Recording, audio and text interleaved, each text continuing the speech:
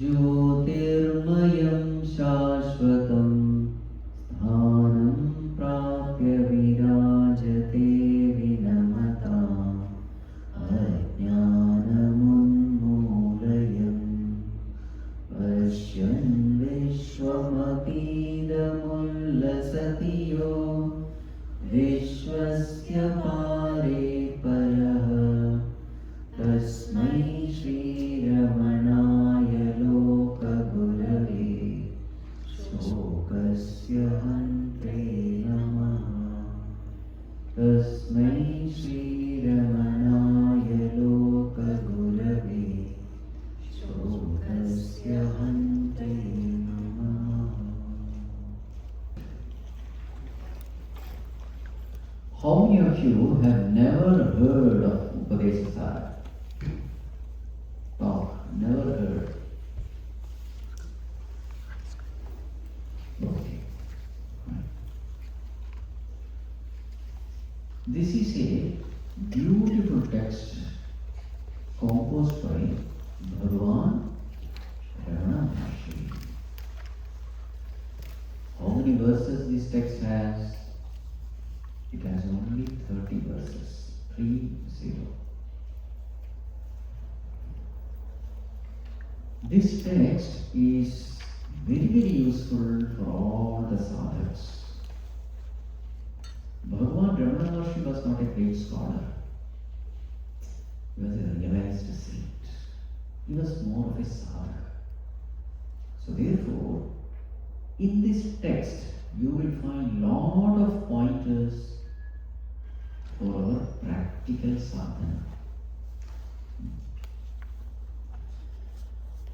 So when did this text come into being? So all the stories are there in that book. So there was a great poet named Murugana.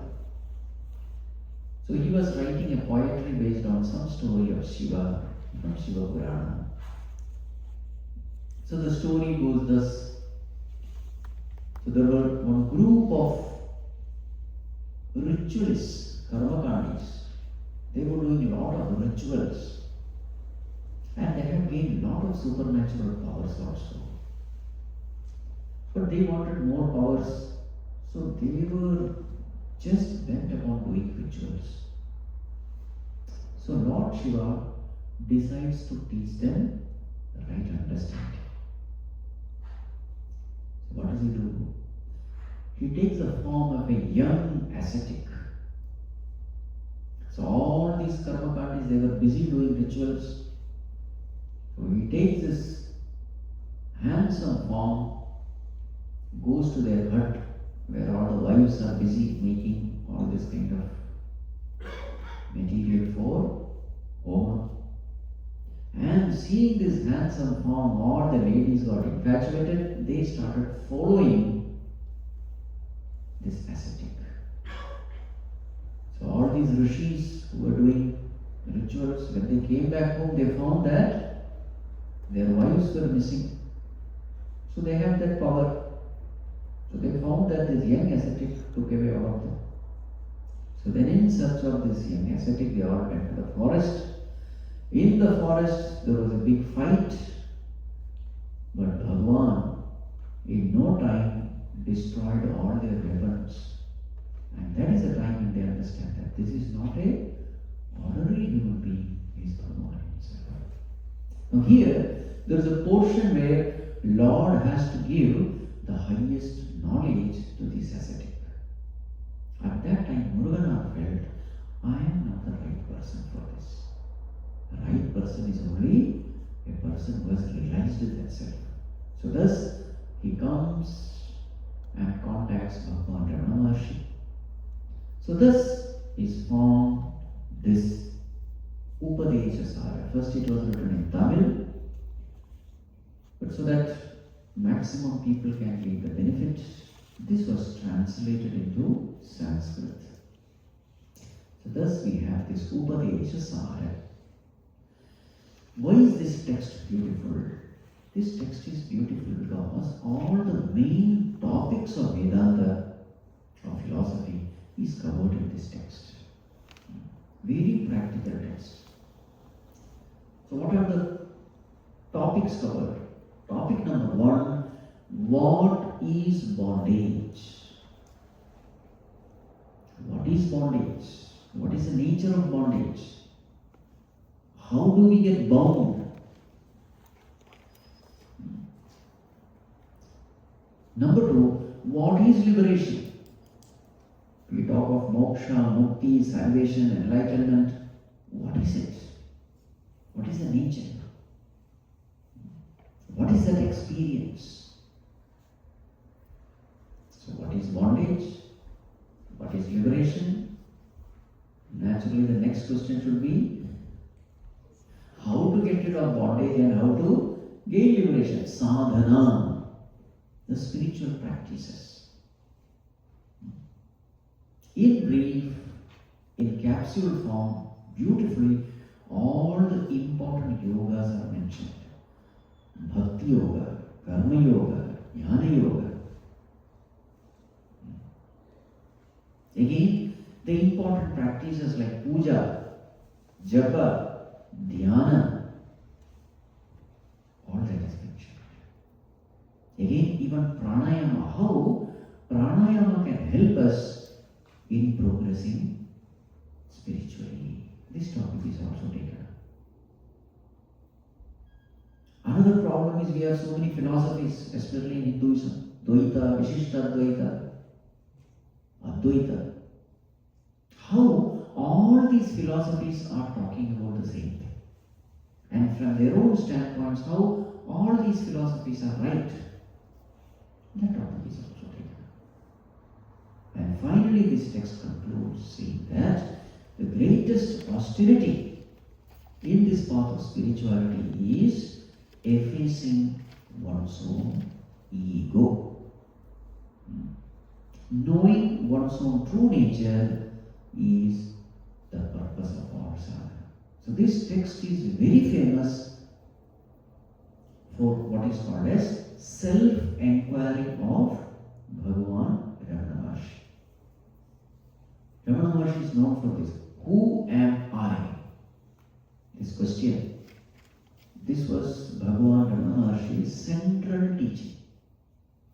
So that teaching is highlighted in this text. So now we have 4 days in the evening and 3 days in the morning. So what should we do? So I thought in the morning the portions on meditation can be taken.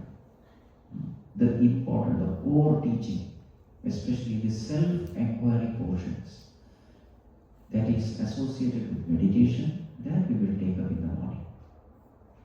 The other portions we will cover in the evening. So roughly around 1 to 14 verses, they are all the preparatory stages for meditation. And finally after 14, we find topic on meditation. So in this way, 2 categories we will divide. So that we will have 7 classes, and thus we will be able to do justice to such an important text. Right. Now, the first verse itself will be quite confusing for a beginner. Let us chant first and second. Repeat once. Karturajñaya prapyate phalam. Karturajñaya prapyate phalam. Karma kim param karma tajjadam. Karma kim param karma tajjadam. Kriti mahodadhau patana karanam. Kriti mahodadhau patana karanam. Phalam shashvatam gati nirodhakam. Phalam shashvatam gati nirodhakam. Together. Karturajñaya prapyate phalam. Karma kim param karma tajjadam. Kriti mahodadhau patana karanam. Phalam shashvatam gati nirodhakam.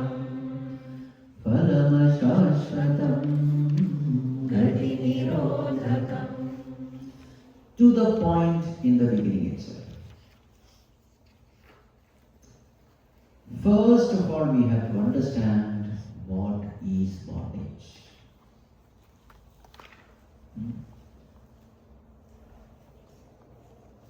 If I have to get cured of a disease, before taking up the medicine, what should I do? I should go to a doctor. What will the doctor do? What is the first thing the doctor does? He has to diagnose the disease, isn't it?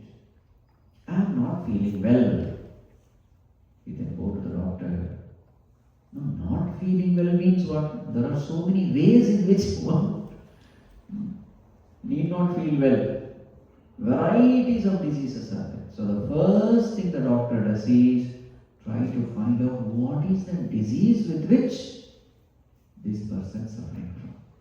After that comes writing medicine, yes or no? In the same way.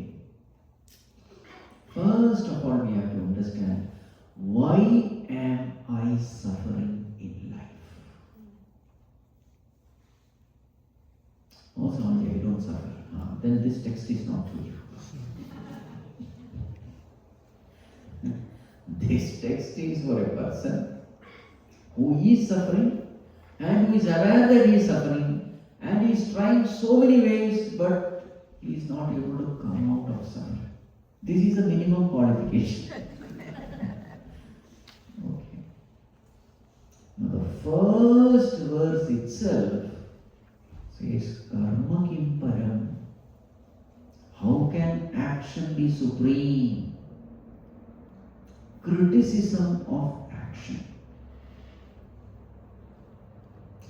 Everywhere in this world you will see only praise of action. This is one of those rare textbooks where there is criticism of action. This itself shows the qualification of the student.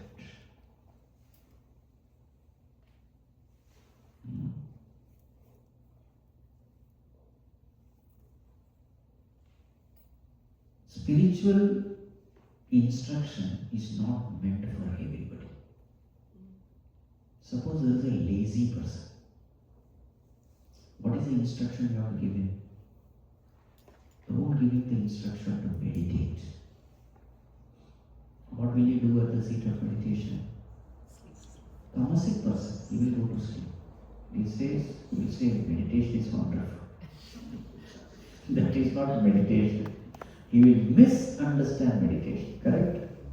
So what is the instruction you have to give to a lazy person? Inject desires into him. For a tamasic person, his evolution is not towards sattva, his evolution is towards rajas. You see? So now, a lazy person must be injected with worldly desires. Hey, make a lot of money. Only rich people are happy in this world. A rich person has everything best. Comforts, luxuries, respect, love. If there is a person who is enjoying life, who is the one? Rich person. This should be the advice given to a lazy person. You understand? Then what will happen? He will work hard. He will come out of his laziness.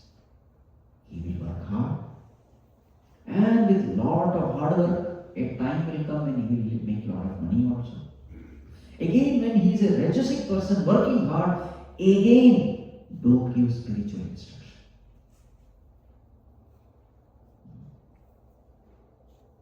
But a time comes when he is a workaholic person. Working hard is not a problem for him.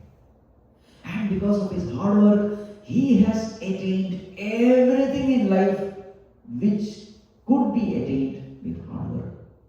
Name, fame, power, position, recognition, wealth, everything he has attained, and a time comes when he feels that something is lacking in me. Not with respect to world. With respect to world, I have got everything.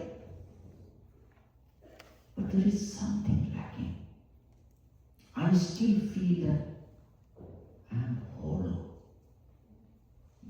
What is that which is lacking in me?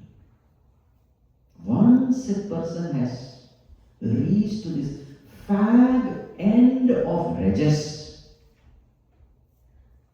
that is the time he becomes fit to enter into the kingdom of spirituality. Till then, don't expose him to any of these cultures. Even if you expose, he will not benefit from it. He will only criticize the Guru, criticize the scripture, ignore it, and move on. For everything there is a time, there is a maturity, there is a level of evolution.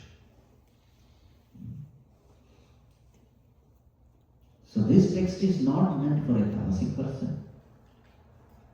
This text is not even meant for a rajasic person. This text is meant for a person who has reached the fag end of rajas and is ready to enter into sattva. That is why a very strange instruction is given here. Karma ki para. How can action be supreme? Everywhere in this world you will find action is glorified. Yes or no? Work hard, fulfill your desires and be happy. This is the secret of happiness. What is the secret of happiness? Hard work. Whereas here, in the beginning itself, Bhagavan Ramana Maharshi says, what are you talking? Karma ki para? Karma is jadam. You see this? That line itself is showing the qualification of the student. The text begins with Kartuhu Ajnaya. Who is Kartu? Kartu means Karta. Who is Karta? Bhagavan himself. So the text has an auspicious beginning of taking the name of the Lord. So, this criticism is very important. We have to understand this properly. Action is a double-edged weapon. When actions are performed in this world without right understanding, that action binds us. So this bondage is what is called as karma bandhana. It can be harmful to us. The same message is there in Bhagavad Gita also. Yajnartha karmanonyatra lokoyam karma bandhanaha tadartham karma kauteya mukta sanga samachara. Same message is given here. If action is performed with the wrong attitude, that very same action can bind us. So, before entering into this text, we have to understand what is called as bondage due to action. This is the first step. Bondage has to be understood. Now, in a simple term, how will you define bondage? Very simple definition. Bondage is lack of freedom. Is it okay? Yes. For example, a person is tied to a pole with a rope. He is tied. So what will we say? He is bound to the pole, isn't it? Bondage means that what? He has no freedom. Physical freedom is not there. He cannot move around. Lack of independence, that is bondage. So physical bondage we understand.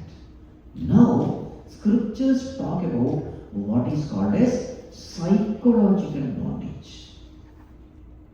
What is psychological bondage? Bondage at the mind level. Bondage at the body level, it is very easy to understand. Now there is something called bondage at the mind level. So if actions are performed unintelligently, our actions can lead to psychological bondage. Now we have to understand what this psychological bondage is. We have to be painfully aware of this bondage. Only then we will have a desire to come out of this bondage.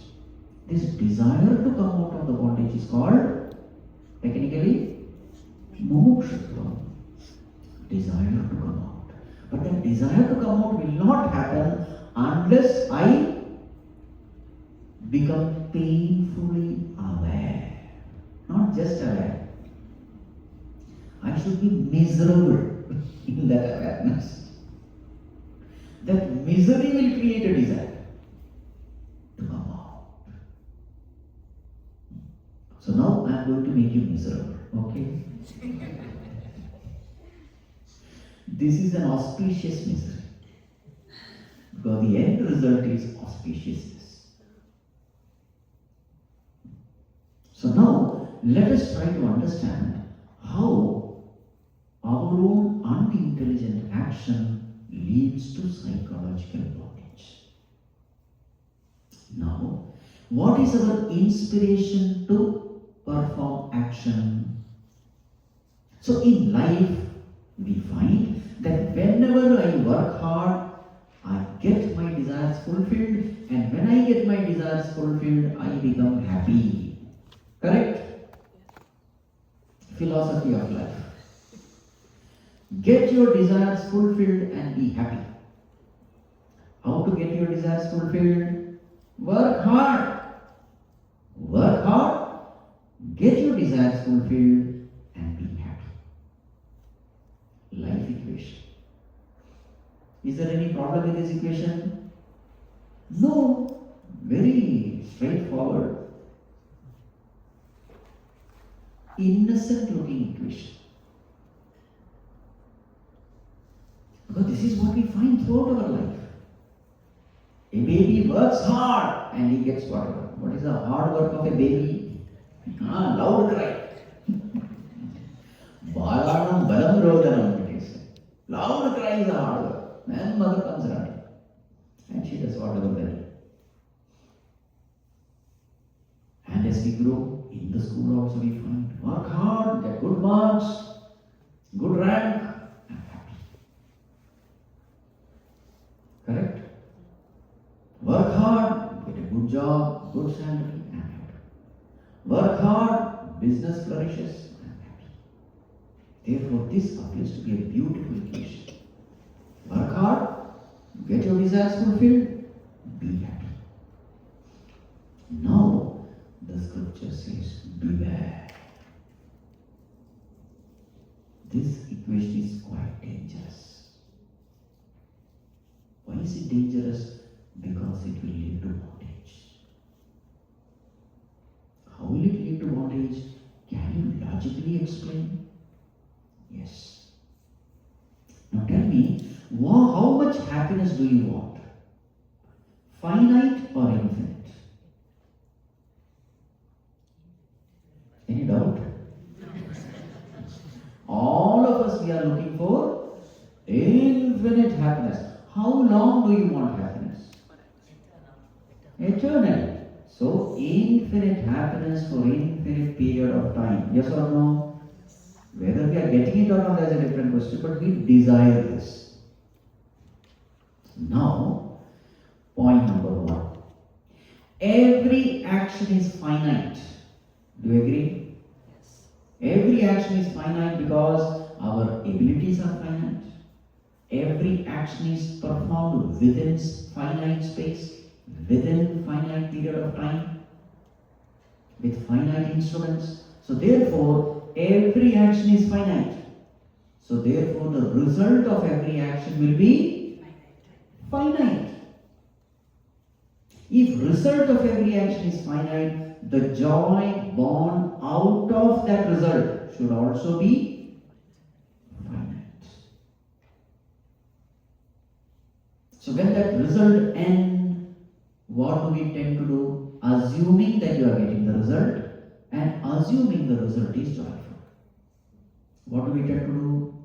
Again repeat the action so that you get the result. Once the result is over, again you repeat the action. This is called as Kriti Maha Udati, ocean of action. There is a cycle there. You go on repeating. Now, how much ever you repeat the same action, finite joy will remain finite only. Defect number 1. Now, see the helplessness there. You are helplessly doing the same thing again and again. Can you see a bondage there?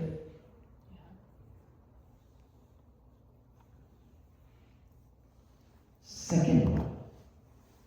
In this world, any result is uncertain. You may perform the action, but the results are uncertain. Agreed?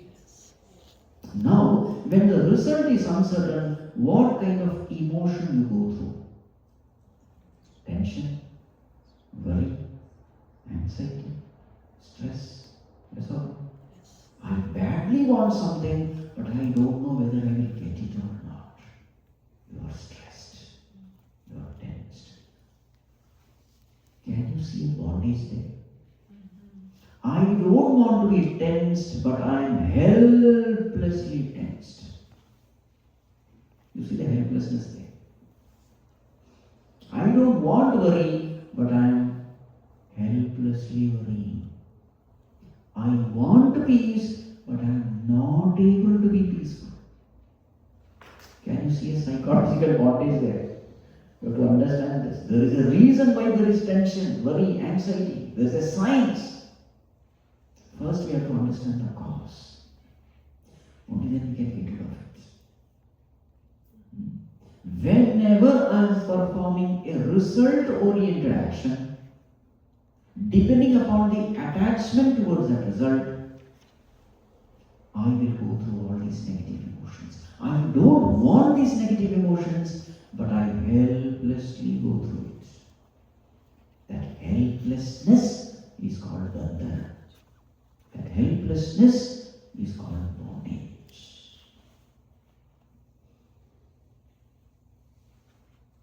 Clear? Number 3.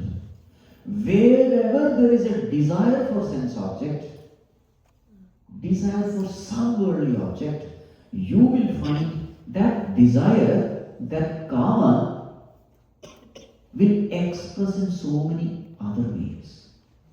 Krodha, Lobha, Moha, Mada, Matsarya. All the other 5, they are all coming from karma. Desire for the sense object. Karma itself becomes krodha. Desire for a sense object becomes anger when that desire is obstructed. I badly want something, but then somebody comes, prevents me from getting that thing. Then what happens? That insistence turns into anger. Kama, krodha, lobha, greed. I get something, now I want more and more of it. Lobha. Moha, infatuation. I get so attached to something or someone that I feel that person or that thing is my very life. I cannot even think of living without that thing, being, or situation. Moha. Where is it coming from? Desire for the sense object only. Mother, when I have more than what others have, there is superiority complex. There is arrogance. Matsarya, when I find that I have less, others have more, then there is jealousy. All these are negative emotions, and all these negative emotions are coming from the desire for a worldly result. Kama, krodha, lobha, moha, mada, matsarya. Are we enjoying or suffering when we go through all this? Suffering. I am helplessly suffering. That helplessness is called psychological bondage. I am bound to suffer. I am bound to suffering. Now, another one. You see this. I interact with a sense object, karma. As a result of interaction, let us say that object has given me joy, sukha. What is the next step? Raga. I get attached to that sense object. Any object, anything, being or situation is called vishaya. Any sense object, if it is giving me joy, I will get attached to it. That is called as a raga. So karma, karma phala, sukha dukkha. Let us say it is sukha. From sukha dukkha comes raga dvesha. If that object is giving me sorrow, then I hate it. If that object is giving me joy, I love it. See the cycle. Karma, karma phala, sukha dukha, then raga dvesha. After that what? Raga dvesha prerita karma. I get attached to a thing. Now I want more and more of that thing. I perform action guided by my raga dvesha.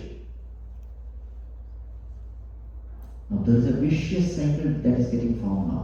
Karma, karma phala, sukha dukha, raga dvesha prerita karma. Again. Now in this process, what is happening to my raga dvesha? Starts getting intensified. Slowly I become addicted to that thing, being, or situation. Addiction is the end result. That's why you say vicious cycle.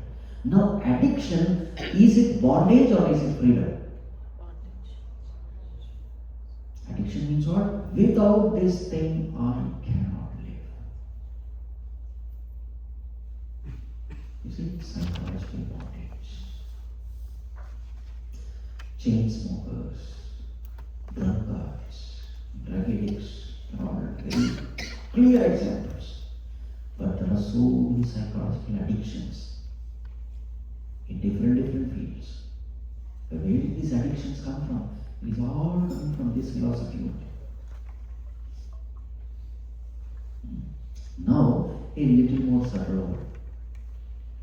When I am performing action to fulfill my desires, suppose that desire is not fulfilled in this birth, then what will happen? Again be born to fulfill that desire. That is a seed for the next birth. A person, when he dies with certain unfulfilled desire, the next birth will be geared towards fulfilling that desire. In such an environment he is born, with such a body he is born. So now, what is happening with my desires? That desire is giving me rebirth. Isn't it another bondage? I am bound to birth, death cycle. I cannot escape. I cannot get liberated. I am coming back. My desires bring me back. My desires don't allow me to escape after the death of this physical body. Now are you able to see the psychological bondage? That is what is being said. Kruti mahodadho patana karanam. This becomes the cause of fall. Phalam ashashvatam. And all these actions give only finite result. Gati nirodhakam. This person gets stuck.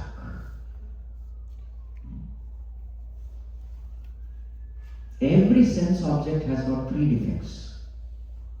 Defect number one, that sense object is perishable. Someday or the other, that sense object has to cease to exist. Number two, every sense object can give only finite happiness. Number three, after interaction with a sense object or indulgence with a sense object, the end result is always pain. Always. Any sense object you take. The end result is, I shouldn't have got it.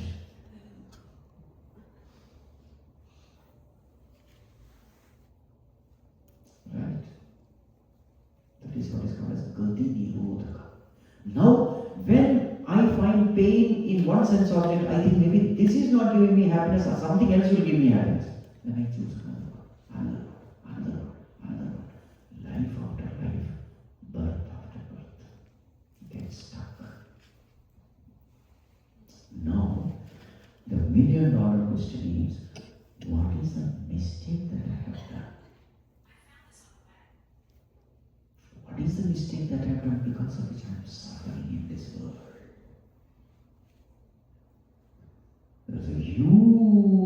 mistake that we have done. And the mistake is we have forgotten God. That's the mistake. I want to be happy without God. No way. No way. That is why the first line of Upadesha Sara itself is Ishvara, Karturajnaya, Ishvara Ajnaya Prapyate Phalam. That Lord who has given you life, that Lord who has empowered you with abilities and talents, that Lord who is giving the results, that Lord who has created the whole world for you, without Him you want to be happy? Impossible. Forget about it.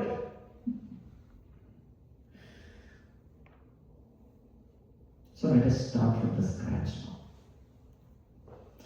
To be alive on this planet, how many factors are necessary? Just to be alive. How many factors? Food is necessary. Air. Water is necessary. Air is necessary. Right temperature. Right distance between sun and earth. Right speed of rotation. How many factors? Infinite number of factors. Yes? Again, inside the body, how many factors? Kidney, liver, pancreas, I don't know what all things. Blood vessel, nerves. Infinite factors. All these factors have to come together. Only then we can be alive on this planet. Now, how many factors are in our control? Infinite outside, infinite inside. How many factors are in our control? Not even one. Yes or no? Start from the scratch. Spirituality is all making the basics clear. Fundamental should be very clear. So, life is not mine. Life is a gift given to me by the Lord. It's a gift. No, why do you want to bring God into picture? God has to be brought into picture because infinite factors cannot function intelligently, simultaneously, without an intelligent factor. It cannot be an accident that infinite factors are coming together and functioning beautifully well. It cannot be an accident. There has to be an intelligent principle. And that intelligent principle we call God. Omniscient, omnipotent, omnipresent. All-knowing, all-powerful, all-pervading. There has to be a principle. As Gurudev used to say, this universe is not a chaos. It is a cosmos. Meaning everything is so beautifully functioning in this world. If there is things beautifully functioning, there has to be a governor. So, life doesn't belong to me. Life is a gift given to me. I am kept alive by an intelligent principle called God. Again, talents and abilities, they don't belong to me. Just observe your own body. How am I seeing? I don't know, is the answer. Don't try to do a scientific explanation. Few questions and that science also will become silent. How am I seeing? I don't know is the answer. How am I hearing? I don't know. How am I moving my finger? I don't know. How is the heart beating? I don't know. How is the digestion happening? I don't know. How am I thinking? I don't know. How am I talking? I don't know. How are you listening? You don't know. The fact of life is, I don't know. It is very plain, clear. You don't have to study Shankara Bhashya for it. Yes or no? No scriptural study is essential for this. So always remember these four Mahavakyas of life. Number one, I am nothing. Number two, I know nothing. Number three, I have nothing. Number four, I can do nothing. Any objection? Very simple. These are called Mahavakyas. Not Aham Brahmasmi and Tattvamasi. Start from here. Whether I am Brahman or not, I don't know. But I am nothing, that I know. That can be proved. Brahman is questionable, but this can be proved. It's very clear also.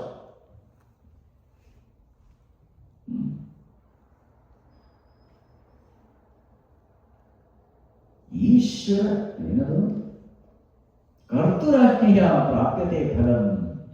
See, that is what Bhagavan Ramanuja is saying. You are forgetting him.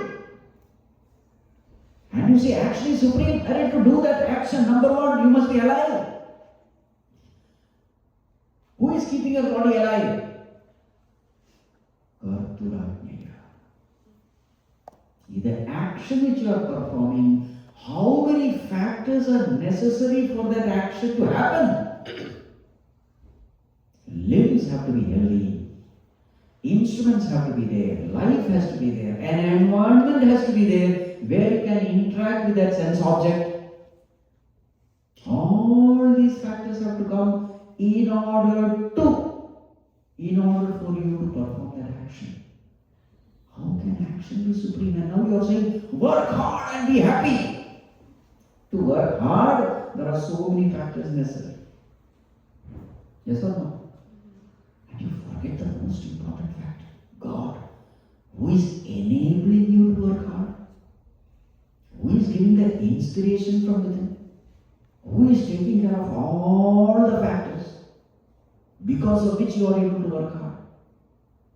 And finally, He is the one who gives result also. How dare you say action is supreme? Karma ke par. Karma that jadam. Without a sentient principle, no action is possible.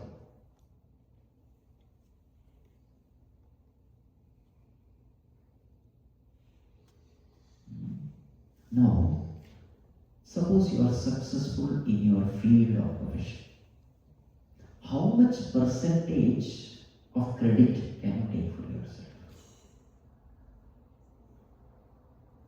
Tan padi devam padi.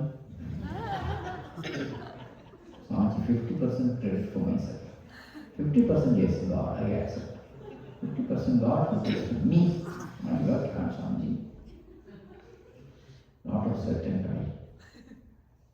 Start thinking about your 50%. You will find that as you start paying attention to the details, that 50 slowly shrinks to 40, 30, 20, 10. Can I go further? 1%. Can I make it 0? It is 0 only. If you start paying attention to the details, you will find that there is nothing in life for which I can take credit. Things just happened. Things just fell in place, and now I am successful. The world is glorifying me, but I know that I did nothing. No, Swamiji, it is too much. I did work hard. See, in order to work hard, the most important factor is inspiration. Tell me, how did you create inspiration? Just answer this question. If there is inspiration, everything will come. Yes or no? Hard work comes from inspiration. Tell me, how did you create inspiration in your heart? The answer is, I don't know. You see?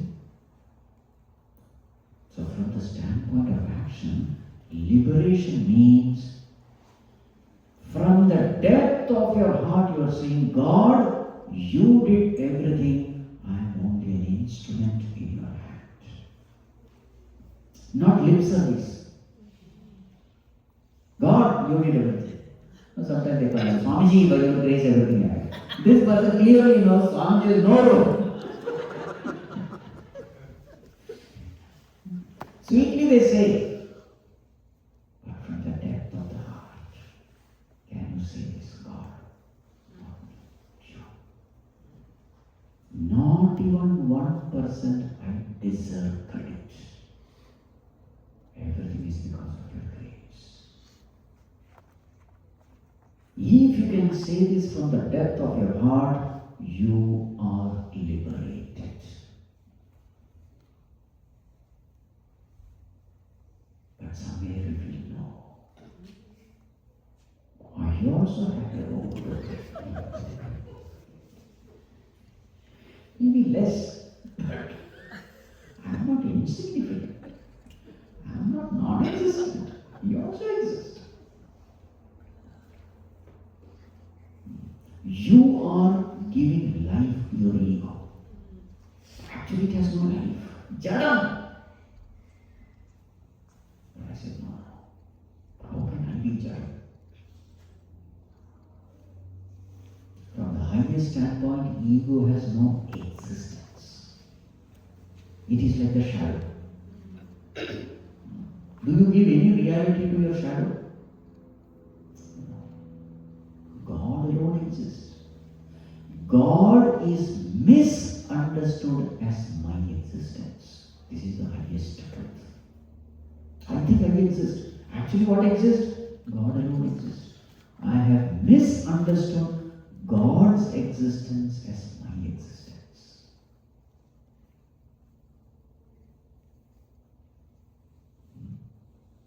So an entity which doesn't even exist, how can you give credit to that entity?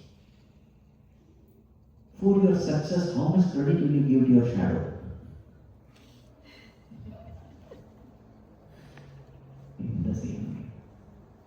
Really speaking, it is Bhagavan alone who is doing it. That is why this verse starts with Kartu.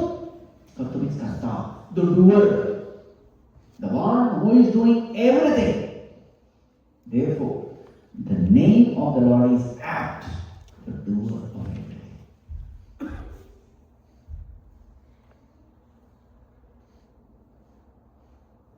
This is where we are stuck. This is the cause of bondage. This is why we are suffering. Somebody is doing, and I say, I did it. You are finished. You deserve to be miserable. There are 3 types of people in this world. First one, they don't do anything, but they tell everybody, I did everything. That's lowest. Second category, they do and then they say, I did it. Nobody is thankful, but I did it. The third, the most evolved, they do everything and they say, Bhagavan, you did it. I did not. That is evolution. The highest.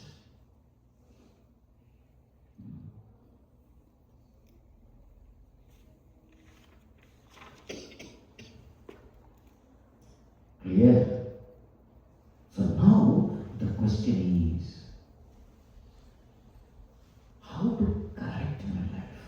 Now this is the place where I am. There is ego, and I only have nurtured that ego. Now that ego has become a monster in me, giving me all kinds of tension, worry, anxiety, etc. Remember, if you are going through these negative emotions, you are living an unintelligent life. To the extent there is intensity of negative emotion, to that extent you are deviating away from intelligent living. So the Maha Mantra of life is, if I am disturbed, I am wrong. You don't have to give any explanation. If you find that your mind is disturbed in any situation, you are wrong. Generally, what do we say? If I am disturbed, somebody is wrong. I have to just find out who is that buddy. Spirituality is very clear. If you are disturbed, you are.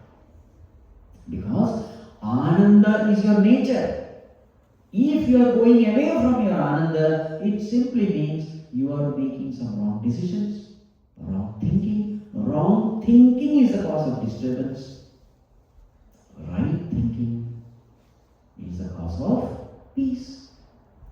So if there is some disturbance, unknowingly, some wrong thinking is happening. These are all the fundamentals of life. You should be thorough with these fundamentals. I cannot justify my disturbance.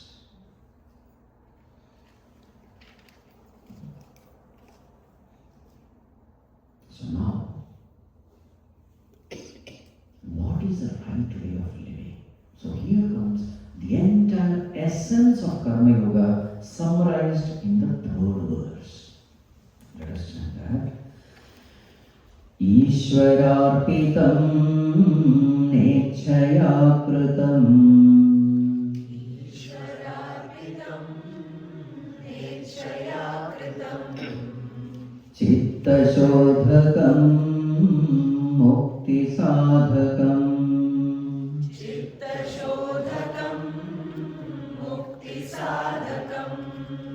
Ishwararpitam nechaya kritam. Ishwararpitam nechaya kritam. Chittashodhakam mukti sadhakam. Chittashodhakam mukti sadhakam. Yes, this becomes mukti sadhakam. Ungrateful to God, forgetfulness of God has led me to bandhana. So what will lead me to moksha? Just the opposite. Ishvara arpitam. Perform all actions as a worship of God, knowing that whatever I am, it is only because of God. Whatever I do is only because of God. So this verse becomes the essence of Karma Yoga. This is the essence of the third chapter of Bhagavad Gita. This is how we must live in our life. So there are four things to be kept in mind. Four important principles of Karma Yoga. Point number one, kartavya nirvanam. Do your duties. Point number two, samyak acharanam. Do it as best as you can. Point number three, Ishvara arpana buddhi. Do it as a worship of the Lord. Point number four, Ishvara prasada buddhi. After performing the action and the results come, receive it as prasad from the Lord. These are the four important things. So in Karma Yoga, you are not asked to do superhuman things. No, only do your duties, that's enough. Family duty, professional duty. But do it as best as you can. You need not compete with anyone. There may be somebody who is doing far better than you. Doesn't matter. Are you doing your best? That's all. But while doing it, do it as a worship of God. This is very, very important. And a lot of clarity has to be there with regard to this. What do you mean by worshipping God with my action? This has to be understood. You see, as creatures in this world, our job is only one, to please our Creator.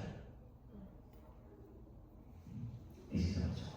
This is our responsibility. Just like children, what is their only responsibility? To please their parents. My father be happy. That's it. See, we go through this family drama only to understand this divine relationship. Worldly relationship, family relationship, there are so many things which are same with divine relationship also. I expect my child to obey me. And who are parents? They are unconditional lovers of their children. Correct?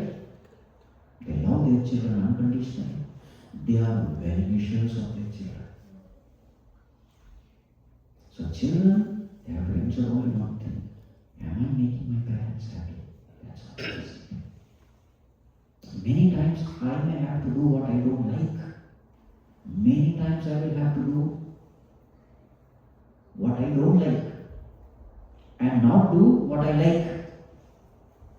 Yes or no? Just to please the parents. In the same way, a karma yogi is the one who asks this question to himself. Is my Lord happy with me or not? This is called as Ishvara Arpita. Worshipping the Lord means what? Not that doing some puja, archana and all that. That's very easy. Real thing is, am I displeasing my God with my action? Am I pleasing Him? Is He happy with me? Now, how will I know whether God is pleased with me or not? Whenever there is a feeling of guilt, understand He is not happy with you. Every moment Bhagavan talks to us. Every moment. That is an expression of infinite love, unconditional love. Just like every moment you will find mother instructing the child, hey, do this, hey, don't do that. She can't keep quiet. That is an expression of her love. I don't want my child to suffer. So every time she is paying attention to the child, and she will go on nagging him, do this, don't do this, why are you doing that? That's an expression of love. In the same way, every moment God is speaking to us, every moment. The moment we walk the path of unrighteousness, mind starts getting disturbed. Just observe this. When I am doing something which I am not supposed to do, mind will start getting disturbed. I tell a lie. You see the state of mind. Whenever I walk the path of righteousness, mind is at peace. Bhagavan's nature is dharma. Dharma samsthapanarthaya sambhavami yuge yuge. Bhagavan's nature is dharma. So therefore, whenever his children walk the path of adharma, he warns them in the form of disturbance. Every disturbance of the mind is a warning from the divine to his beloved child. What is our job? Understand, decode this disturbance. What is this disturbance? And you will find that within that disturbance is a coded message. Somewhere my thinking is wrong. My intentions are wrong.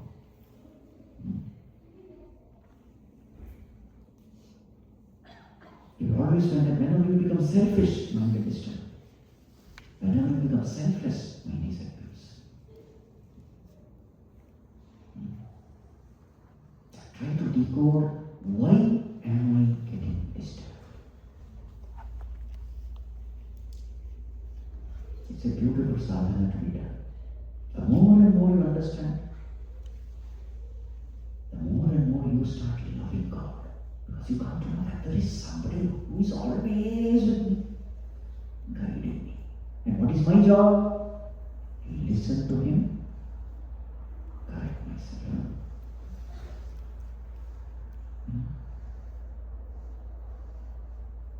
Ishvarapratam, Naichayapratam. So here is a karma yogi who is doing everything to please Him. He doesn't say, I will do this because I like it. I will not do this because I don't like it. That is not the way. What is the way then? even though I don't like it. Lord, you don't like it? I will not do it, even though I love it. Now, this is called a sacrifice. This is a real sacrifice. And remember, this is a real surrender also. Many times people ask, Swamiji, what is Sharanagati? Sharanagati is not, Bhagavan, do whatever you want. I don't care. What can I do? That is not Sharanagati. Sharanagati is Bhagavan, if you like this, I will do that one. Generally, another question people ask, how will I know what is right and wrong? There are times when I am confused. Whenever you are confused, practice this. Early morning, when you are fresh, physically, mentally, emotionally, intellectually. After prayer, take up that question. Whatever is troubling you. After prayer, 20 minutes, 30 minutes, sit with God, talk to Him, be at peace. Get tuned to Him, quieten the mind. In that quiet, sattvic mind, take up this thought. You will find that peaceful, quiet mind, which is in tune with the Lord, will perfectly guide you. Mind cannot be trusted all the time. Sattvic mind can be trusted, not rajasic or tamasic mind. Rajasic and tamasic mind will show you hell and say this is heaven. Don't trust. So when you are disturbed, don't take any major decision. You are returned. Major decision should be taken early in the morning after prayer. After getting tuned to God. Now I have to tell this because many times in the name of prayer I am only worrying. That is not prayer. That means still ego is active. You are not allowing Bhagavan to talk. So, till the mind becomes silent, relatively silent. Stop planning, stop worrying, stop doing everything. Just spend time with God, surrender to God. When the mind becomes quiet, in that mind, initiate the thinking. You will find that you will get the best solution. You will never repent.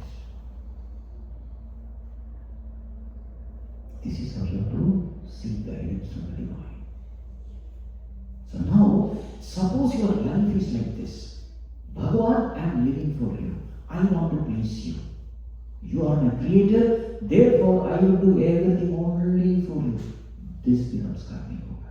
Now, what will happen to the relationship between devotee and God? Will it strengthen or will it weaken? If you are living a life of sacrifice, listening to Him, you will find that this relationship starts becoming stronger and stronger. Relationship becoming stronger and stronger means what? A time comes when you start feeling His presence. Bhagavan is present, but connectivity is not there. That's the problem. Why connectivity is not there? I don't listen to Him. I do what I like. And the relationship becomes weak. Even in holy relationship also. Your own son or daughter is doing whatever he or she likes. What happens to the relationship? You do not speak. But suppose there is obedience, the relationship becomes strong. So a karma yogi is a person who is only bothered about this relationship. Because he knows that if Bhagavan is happy with me, I am protected. I don't have to understand the complicated functioning of the cosmos. If I am in the lap of my Lord, I don't have to worry about anything. But if I am disconnected from Him, then any kind of worldly strength, power, position cannot help. This is the thinking So if you see, a karma yogi is not different from a bhakta. He may be expressing his devotion through action, that's all. But basically it is devotion only. They are not different. Devotion can be expressed through action. That is called as Ishvarapitam. Naichayakritam. Naichayakritam means what? He is performing action not to please himself. He is doing it to please God. And miraculously you find when God is pleased, you are also peaceful. There is a sense of fulfillment. Yes, I did what I am supposed to do. More and more you must revel in that sense of fulfillment. You can close that door. Let the children play.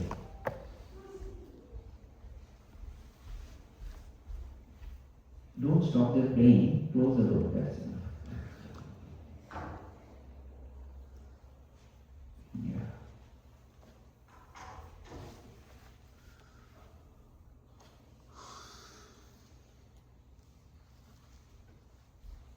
Are you able to understand Karma Yoga? This is the way we have to live. See, this is how the mind is prepared. Now what happens when we live this way? I am sacrificing my likes and dislikes for the sake of the Lord. So what happens to my likes and dislikes? Becomes weak. That cycle is broken. Karma, karma phala, sukha dukkha, raga dvesha prerita karma. Now what is happening? My actions are not raga dvesha prerita. My actions are vidhi nishedha prerita. Vidhi, this has to be done. Nishedha, this should not be done. What is right, I do. What is wrong, I will not do. When you walk this path, all the addictions are broken. Mind becomes free from all these negativities. Mind becomes filled with devotion. And with such a purified mind, remember, a pure mind is a disciplined mind. It is an obedient mind. It is a sattvic mind. It is a fresh, alert mind. With such a mind alone, meditation is possible.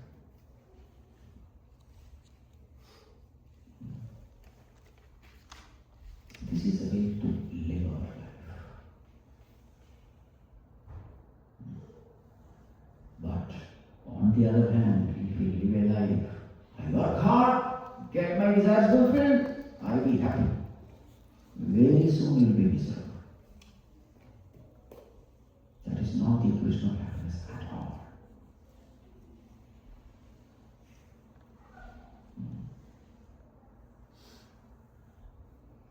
The more and more your connection with God improves, a time comes when there is no tension or anxiety. Why?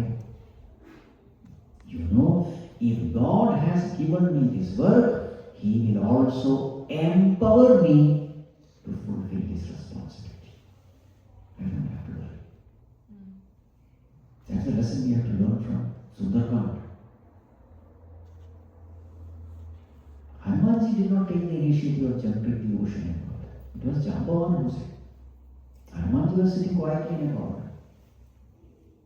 Jambavan came and said, Hanuman, you are here to serve the Lord. What are you doing? That is what. Is it so? If Bhagavan has chosen me as my instrument, as his instrument, what is impossible for me? That is when he becomes huge. And see the level of his confidence. I will uproot the entire Trikuta mountain and bring it. What is that? Ravana is nothing. Crossing ocean, it's just a puddle of water. Where is that confidence coming from? People who don't understand the secret, they think it is the confidence of the ego. It is not. Ego also may speak the same way. I can do anything. What is the difference between Hanumanji and ourselves? Hanumanji's confidence did not come from the ego. His confidence came from Bhagavan. Bhagavan, if you have chosen me as the instrument, what is that which can be impossible for me? Your power will start functioning through me. That's the meaning. These subtle things have to be understood, otherwise it's quite dangerous.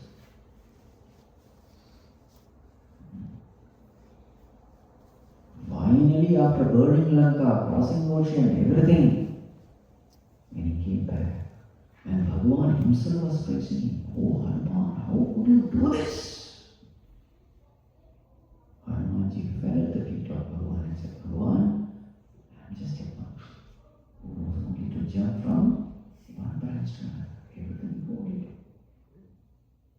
It was a test of Bhagavan to see whether there is even slightest a trace of ego in my devotee's heart.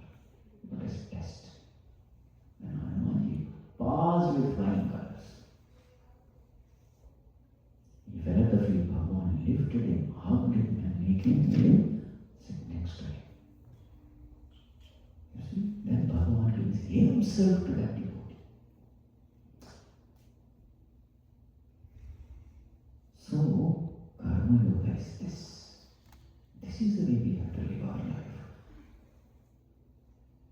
Actions must be performed not for results, not for fulfilling the desires. Action must be performed to please our Creator. Many times people ask this question: how can I perform action without expecting results?